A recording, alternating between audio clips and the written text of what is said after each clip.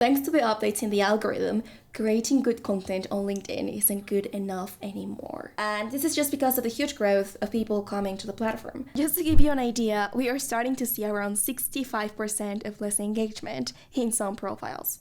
That's why in this video I want to share with you the way I've been using ChatGPT to know how to go from hundreds of views to over 25,000 views consistently. And yes, this works for any type of industry, so you can be sure that at the end of this video, you will know how to do the same too. And to make this easy to follow, I will divide it in 3 parts. Part 1 is about gathering the information. To start, we are going to go to LinkedIn, and as a quick note, just make sure that you have the creator mode activated because this will give you access to the analytics. So after you have it, now you can go to show all analytics. Then click on post impressions and make sure to select all the information from the last year so you can have as much data as possible. And finally, click on export.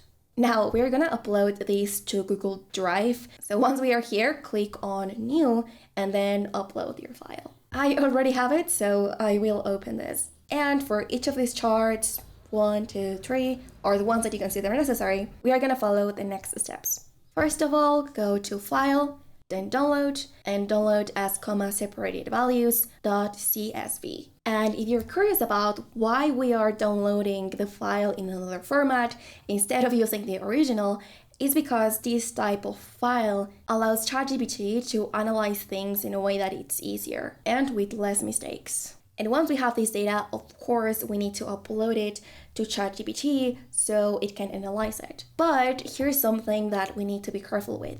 Because when you upload it, make sure that you're selecting the model 4.0, not the model 3.5 or even the model 4, which is the one that you paid for.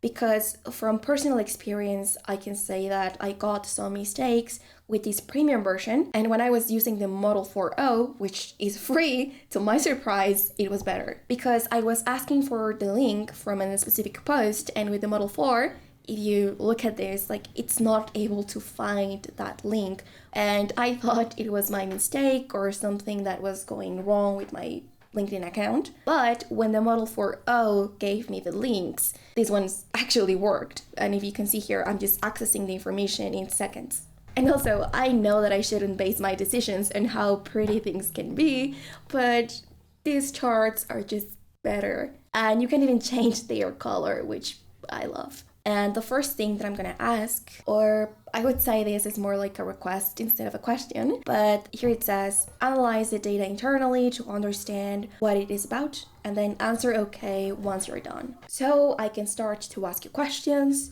take a deep breath, and work on this problem step by step. I don't need to be super fancy with this prompt saying, you're a data analyst and you're gonna follow these steps. Because mainly what I want is just to analyze information and just have ChatGPT understand it internally. The type of analysis that we're gonna do, you can also find similar information if you read some articles or watch some videos explaining how the algorithm works. And I also have a video explaining this, and I will leave it in the card at the top so you can understand the basics of the basics. But you can also take advantage of, once you have mastered the basics, then take more decisions according to your own situation.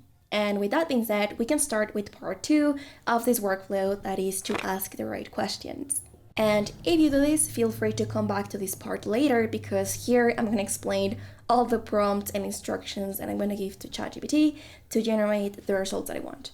And the first question that I like to ask is to know what's usually the way that I get new followers. And while this thing is working, what I'm saying here is, from top posts, give me the post URL of the 10 posts with the most significant follower increases.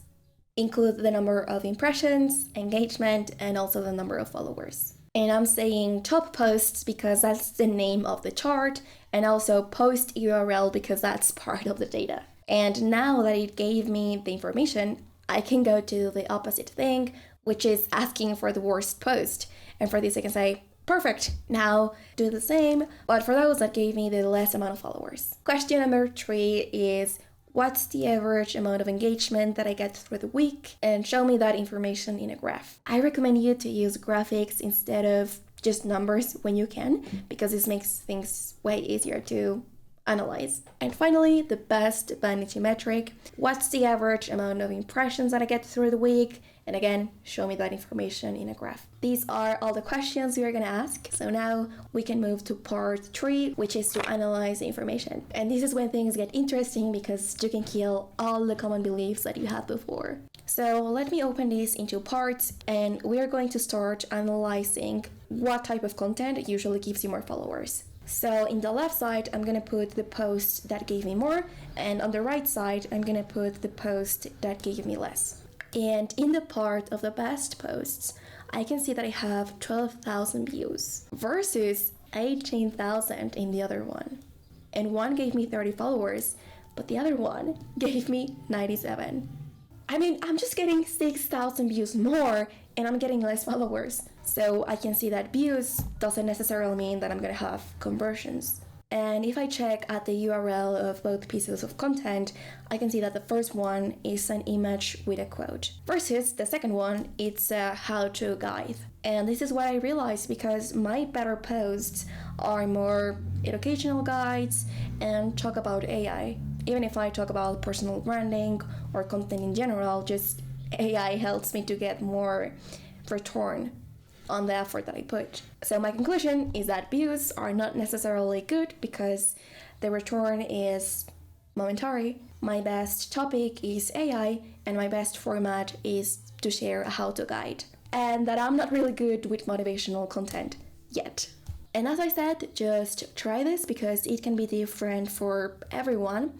But what you need to understand is what's your best topic and also what's your best format. Now, talking about the engagement, I usually post on Mondays, Wednesdays, and Fridays. That's why these are higher. But on Tuesdays and Thursdays, I still get some type of engagement without effort. However, this engagement is higher than what I get on Saturdays or Sundays, which means that my content keeps working during the week, but on the weekends just dies. And my conclusion for this is that if I have an important post like a lead magnet, or if I just put a lot of effort into that piece of content, I'm gonna try to keep it as far as possible from the weekend. So probably I'm gonna change my posting time from Fridays to Tuesdays or Thursdays, just because a post might not reach its full potential. But that's for me. Again, you need to try it with your own data. Now, analyzing the question we did about the impressions, you can see that it's almost the same. My best day on Mondays and my worst days on the weekends, which means that when I work with a brand, I usually tell them, let's post this promoted post on Mondays or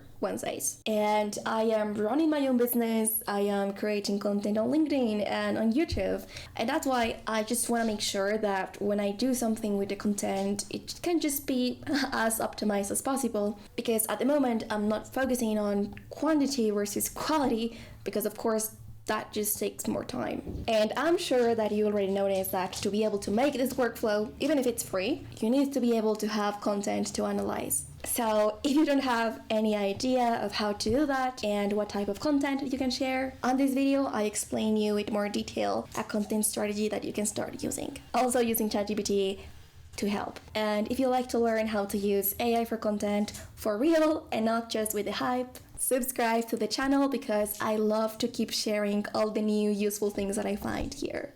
And I will see you in the next one. Bye bye.